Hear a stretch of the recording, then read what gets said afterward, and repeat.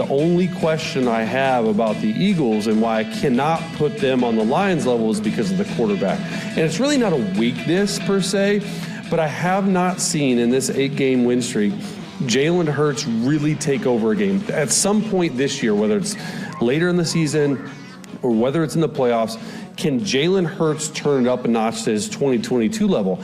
I have yet to see it. He's got one of the best duos in the league, Devontae Smith and A.J. Brown, but they're just not asking him to throw a lot. I think he's throwing the ball like 19 and a half times per game since the bye week, so it's going to be interesting to see, but that's why I have the Lions ahead as just the quarterback. Chase Daniels said that on the Diana Ricci's Scoop podcast. The difference between the Lions and the Eagles, former Eagle quarterback Chase Daniels says, it's the quarterback. Is that the big difference? Adam Caplan in the house for Football at 4, powered by the Inside the Birds podcast. Are the Eagles a Super Bowl contender after their big win over the Ravens? And what separates this Lions-Eagles matchup? We'll bring Adam Caplan in from the Inside the Birds podcast for another edition of Football at 4, powered by the Inside the Birds podcast. And, of course, you can get the podcast on all podcasting platforms as Adam Caplan joins us now. He's brought to you by Bet365. Whatever the sport, whatever the moment, it's never ordinary at Bet365. Well, Adam, you heard what Chase Daniels said. The difference between these two teams, it's the quarterback. Is that a fair assessment of this I don't want to say a two-team race in the NFC, but it seems like it's going to come down to the 5 weeks and these two teams? Well, I know Chase a little bit, but I disagree in that you got to start also in defense, Mike. No team is playing better. It's not just the numbers. It's not just where the Eagles are ranked. It's the discipline, Mike, that they play with. The Lions, by the way, I track all this stuff. They had a 13-man rotation in their front seven. 8 of those players are hurt. Now, some will play this week, some will not on Thursday against Green Bay. Some are out for the season. They're down 3 inside backers, Mike. Are there 4?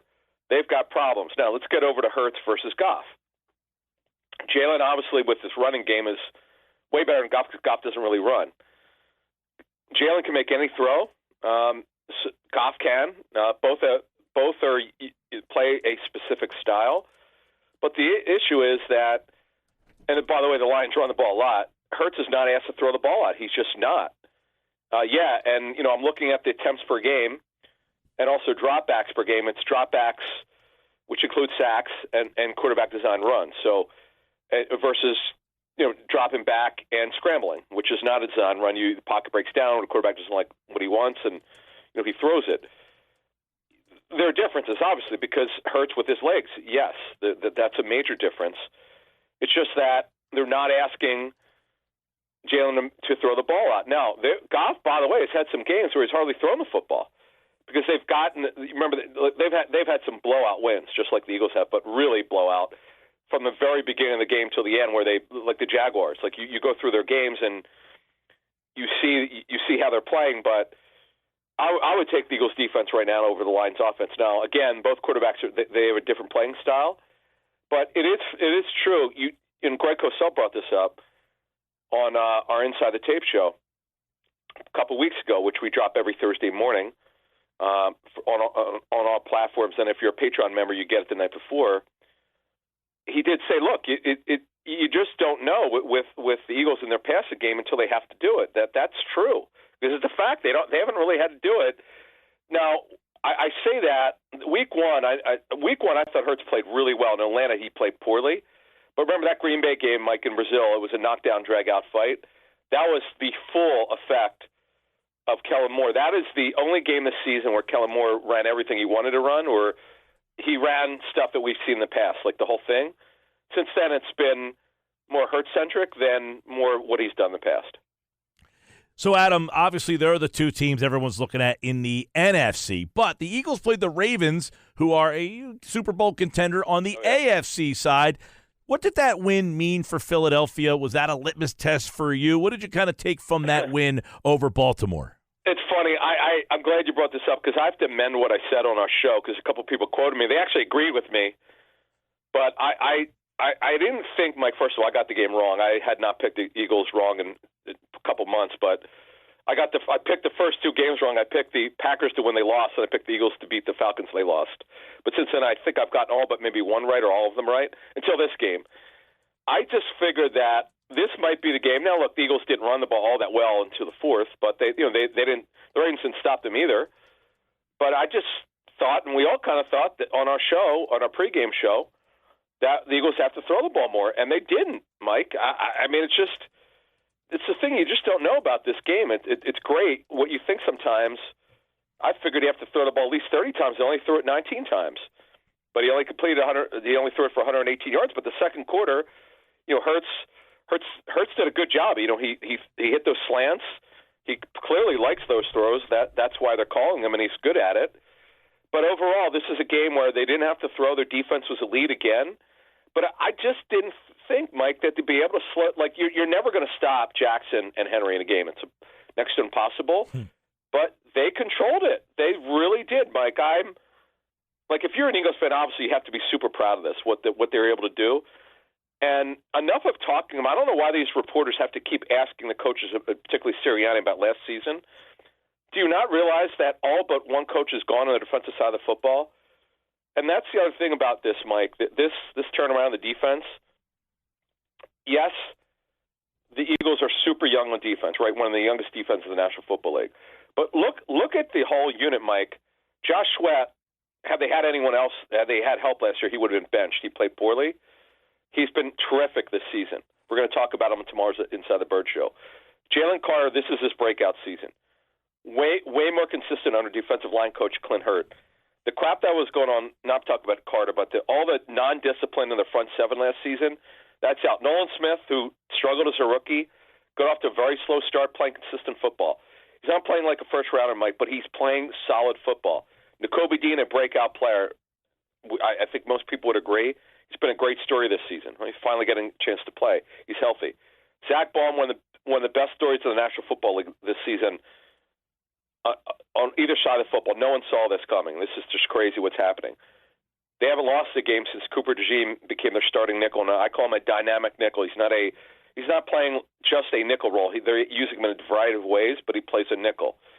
He's been incredible, Mike.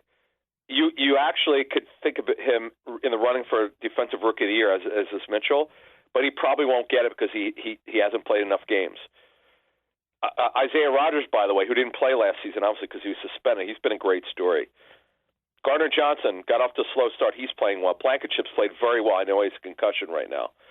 So, Mike, I just went through their starting 11. Do they have a weakness now in defense? I guess nothing glares, and we talked about this at the trade deadline. I guess the question I would have back for you is, okay, we asked a lot about the pass rush. Are those questions? Do we feel better about the pass rush? Well, I know that the numbers have been phenomenal since their bye. I mean, sacks are individual plays, but their pressure rate, which I get from teams who chart this, the pressure rate is tremendous, and they do it, Mike, without blitzing much. It's kind of hard to believe. And talk about timely blitzes. My goodness gracious, Fangio calls them at the right time. I just want to mention the coaching, Mike. Overall, we mentioned Clint Hurt and Vic Fangio, Bobby King, their inside backers coach. Christian Parker, one of the better young DBs coaches. The discipline, Mike, is the story of this football team. The buy-in, which Vic Fangio didn't have last year with Miami. I never could understand that. Well, clearly those players were wrong because that's another story for another time. But the buy-in the players had, they bought him, by the way, in OTAs. Now, just to go into your point about the pass rush, yes, I agree with you, and I know for a fact they looked into it, but nothing that was cost-effective. But, Sweaty is so good. Sweat's playing well. Nolan's giving them snaps. Without BG, Jalix Hunt now is their third edge. The only game where Hunt played a lot, actually it's the fourth edge rusher, was Dallas. He actually played a lot early in that game. That was the only game where they actually played from the start of a game four edge rushers. He's getting better. We'll see about Charles Harris if he gets a chance. But overall, the pass rush has been solid, Mike. It's not elite, but this defense is elite. That's the point. There's really no weakness now. Jordan Davis, he only plays against the run. He played one snap in nickel this season, Greg Cosell told us. But he's not a liability anymore, Mike. That's the point. Adam, we opened up this segment about the difference between Philadelphia and Detroit. Yep. You got the banged-up defense from the Lions. They're losing guys. The Eagles 1 game back, 5 to go. How do you kind of pair these two teams up with the 5 games left? Well, because I want to talk about tiebreakers. I usually try not to talk about this until there's 2 weeks left, but it's now into play because of the Lions' schedule, and they're still only up a game against the Eagles. Listen to their schedule. They host. It's really odd. Consecutive Thursdays they play. They played on Thanksgiving and in a crazy game. Now they host the Packers on Thursday. They're going to be down a bunch of defensive players for that game. Then next week they host the Bills, Mike. That could be the game of the year. Then they're at Chicago, and look, they barely beat Chicago. They almost choked that game. Then they're at the Niners. Now, and Christian McCaffrey's out for the season. They're really banged up. Then they host maybe the NFL's most improved team this season in the Vikings. They could theoretically lose. Now, they won't, but they theoretically lose 2 out of 3 of those games. Eagles host Carolina. Now, Carolina, we'll see how deflated they are after choking that game in the last 30 seconds of regulation. That was embarrassing. But they're playing much better football. They host. The Eagles do a much improved Steelers team. They're getting really talking to Steelers yesterday. Boy, they happy with Russell Wilson. Then they're at Washington, then they host Dallas, and then they host Washington. Clearly, the Lions' schedule is much harder, Mike. The Eagles are very in it for this number 1 seed. I said a couple weeks ago, a couple people got mad at me for it. Said it was clearly the Lions were better. They're not anymore, Mike. This defensive effort that the Eagles gave against the Ravens, I'm in all of it. And I'm going to keep talking about it, folks, because people would get on me about talking about coaching over the years. If you don't believe me, coaching matters. You don't know football. Period. End of story. I would ask you this question on these two as well. Both teams, obviously, the number 1 seed means a lot for. Philadelphia also has this other Saquon Barkley thing going parallel. How do you think that's going to factor in down the stretch here? In terms of if he's going for the all-time rushing record and they've clinched, do you think it matters, or do they not care? I mean, like if they can't get the 1 seed or they're clinched the 2 seed, and they, do we think that he will continue to kind of go for this? Well, we know that he chose to be taken out. Like, was it the Dallas game? One of the games he chose to be taken out because Sirianni. I think it was against the Giants. Giants game. Okay.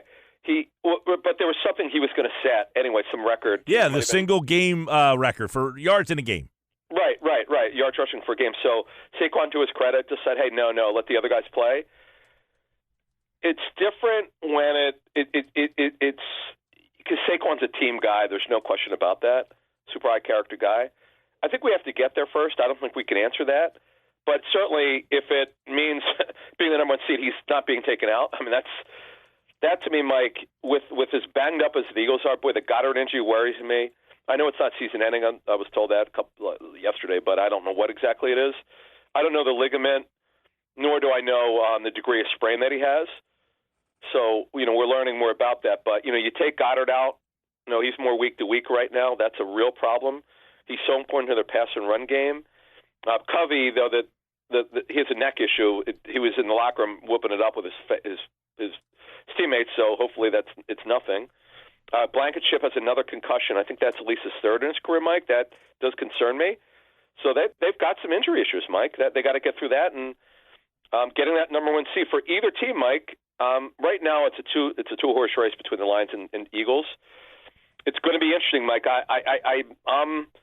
I didn't think it would be this close, but it is close right now. If you wanted to tell me the Eagles are a better team, I actually would not argue against it. Well, I think you ended up at the beginning, Adam. The defense, the Eagles' defense is probably the better unit. The Lions' offense right now is the more fluid, better unit, but the Eagles have there's more room for growth in the Eagles' offense. I think their offense has been disappointing. Yes. Now, before we get out of here, Mike, let's see next week. We're talking week 15 when they host the Steelers, right? One of these games, they're going to have to throw the football. We saw in 22 where Hurts was elite, and he also had to throw in the Super Bowl. He was unbelievable. And by the way, he threw plenty from the pocket. This nonsense about he can't throw the pocket, it's just not true. The data showed it. He did it from the pocket. Not every game, obviously. Last season, he didn't play well. This season, he's been inconsistent. But it is fair to say we don't know about Jalen until he's got a throw or their passing game. They're just this craziness of not getting off to a good start.